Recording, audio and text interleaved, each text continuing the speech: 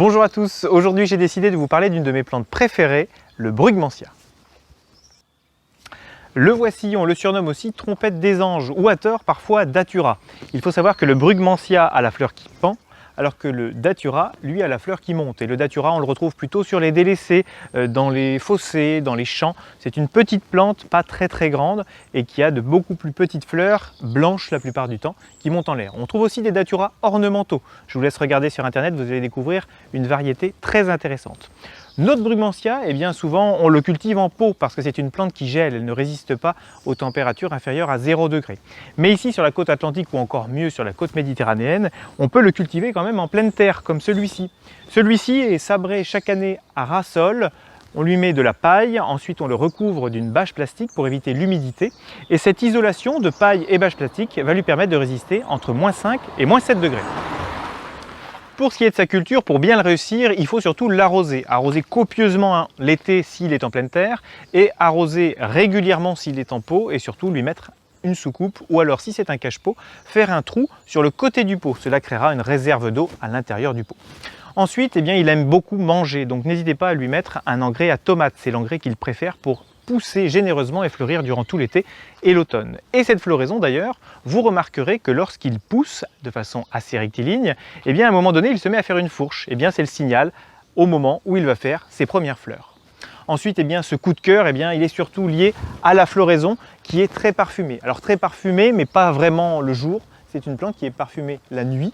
C'est une plante nyctagine. Et cette plante nyctagine, eh bien, elle est surnommée en Espagne Dame de nuit, Dama de noche.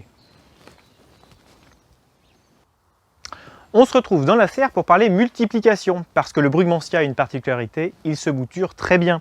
Prenez une bouture d'une vingtaine de centimètres en fin d'été, début d'automne, mettez-le dans un terreau de bonne qualité, dans un pot d'environ 1 à 2 litres, et arrosez-le copieusement.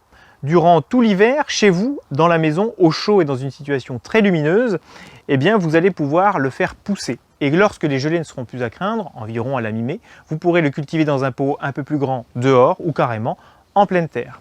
Pour vous donner un ordre d'idée, ici, la bouture de l'année a généreusement poussé avec une variété à fleurs blanches. Je ne vous l'ai pas dit, mais il existe des variétés jaunes, orangées, roses et blanches avec des fleurs simples ou doubles. Le brugmansia va aimer bien sûr le plein soleil, beaucoup d'humidité et donc du coup, quand vous respectez tout ça, eh bien vous avez une belle plante dès la première année. Cette plante souffre malheureusement d'une mauvaise réputation, car les feuilles et les fleurs sont toxiques.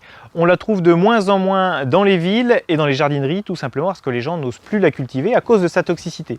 Pourtant, elle n'est pas beaucoup plus toxique qu'un feuillage de pommes de terre et peu de gens iront consommer les feuilles de pommes de terre. Donc si vous avez des enfants en bas âge ou des animaux susceptibles de manger les feuilles, j'avoue, mieux vaut éviter de la cultiver à proximité de ce public-là. Par contre, autrement, pourquoi se priver d'une si belle floraison et d'un parfum aussi envoûtant? J'espère que je vous aurai donné envie d'en cultiver chez vous. Je vous dis à très bientôt et surtout n'oubliez pas, restez curieux!